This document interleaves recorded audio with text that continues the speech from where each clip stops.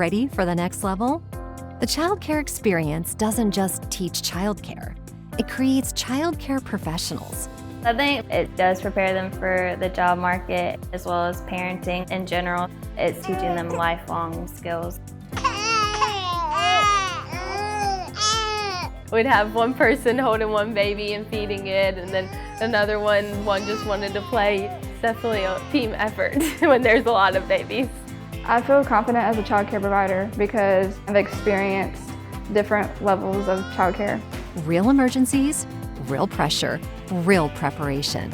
Educators control every variable, from basic care routines to critical emergency responses.